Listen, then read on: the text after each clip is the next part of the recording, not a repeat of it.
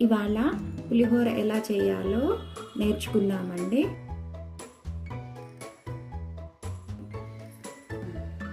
పులిహోర చేయడానికండి బియ్యం 2 గ్లాసులు బియ్యం తీసుకున్నా నేను.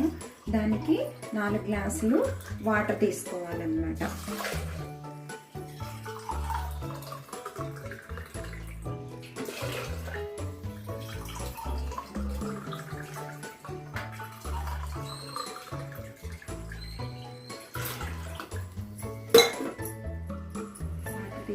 ఇది కుక్కర్ పెట్టేస్తున్నాము.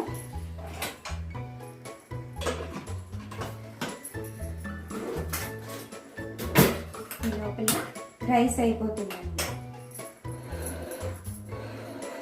రైస్ అయిపోయే లోపల మనము ఒక ప్యాన్ పెట్టుకొని రైస్ అయ్యే లోపల మనం చింతపండు నానబెట్టుకోవాలండి. అలాగే ఒక ప్యాన్ పెట్టుకొని పులిహోర పొడికి పప్పులు వేయించుకోవాలన్నమాట. అవి ఏంటంటే మినప్పప్పు బాగా వేగాలి. మినప్పప్పు, శనగపప్పు ఫస్ట్ ఇవి బాగా వేగాలి. ఇవి వేగాయి కదండి, ఇవి పక్కన పెట్టుకోవాలి. మిరియాలు బాగా కొద్దిగా మిరియాలు గోరువెచ్చగా వేగాలండి. మిరియాలు పక్కన పెట్టేసుకోవాలి. తర్వాత జీలకర్ర, ధనియాలు 2 బాగా వేగాలండి. ఆ వేడికే వేగిపోతాయి.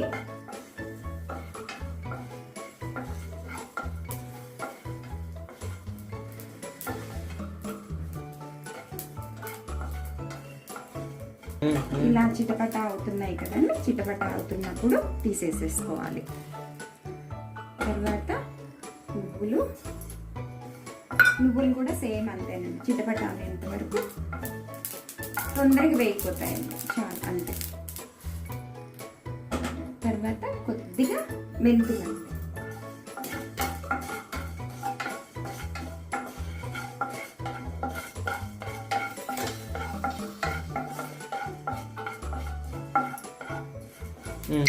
మెంతులు కూడా వేగిపోయినాయండి.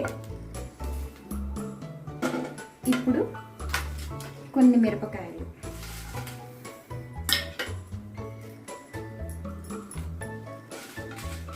ఒక 10 మిరపకాయలు తీసుకుంటే సరిపోతుందండి. ఇవి కూడా కొద్దిగా ఒక డ్రాప్ ఆయిల్ వేసుకోవాలండి. ఒక డ్రాప్ ఆయిల్ వేసుకుంటే కొద్దిగా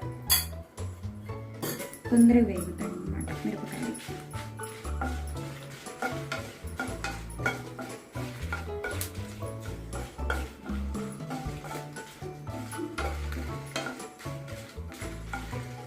మిరపకాయ ఇప్పుడు మిక్సీలో వేసుకొని పొడి చేసుకోవాలండి. మధ్య మధ్యలో తిప్పుకుంటూ పొడి వేసుకోవాలండి.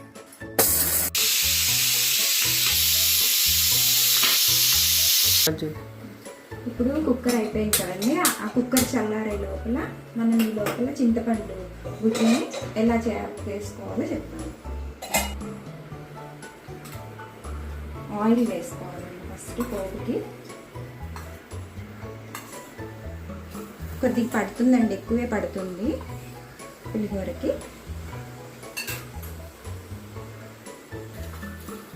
ఇప్పుడు ఆయిల్ కాగింది కదండి. ఈ లోపల పోపు గింజలండి, మినప్పప్పు, పచ్చిశనగపప్పు, కొద్ది పప్పులు ఎక్కువ వేసుకున్నా బాగుంటుందండి. ఆవాలు, జీలకర్ర, పసుపు ముందే వేస్తున్నా. ఎందుకంటే పసుపు పచ్చివాసన లేకుండా ఉండడానికని పసుపు ముందే వేస్తున్నాను. ఇవి వేగుతున్నాయి కదా, ఇవి వేగుతున్నప్పుడు పల్లీలు కూడా వేసుకోవాలి. వేగిన తర్వాత మిరపకాయలు కూడా ఒకసారి వేగనివ్వాలి. పోపులు, పచ్చిమిర్చి, పచ్చికరేపాకు వేసుకున్నాను. కొద్దిగా పట్టాలి. అలాగే కొద్దిగా పోపు అయిపోయిన తర్వాత చింతపండు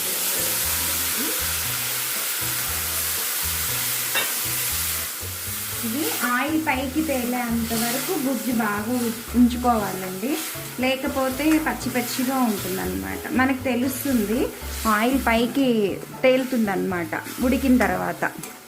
అప్పుడే మనము సాల్ట్ వేయాలండి.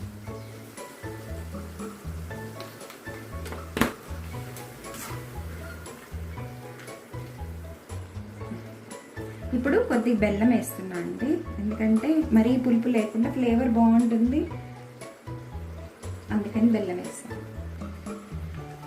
ఇప్పుడు అన్నం తీసి ఒక బేసిన్లో వేసుకుంటున్నామండి.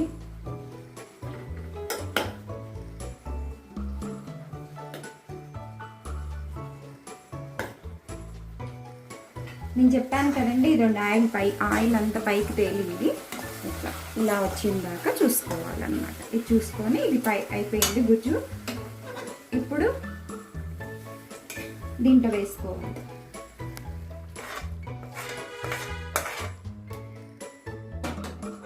అలాగే ఇందాక చేసుకున్న పులిహోర పొడి అండి, పులిహోర పొడి కూడా వేసుకుంటేనే పులిహోర బాగుంటుంది, టేస్టీగా ఉంటుంది. కిందికి బాగా కలపాలండి, అంత కలిసేటట్టు.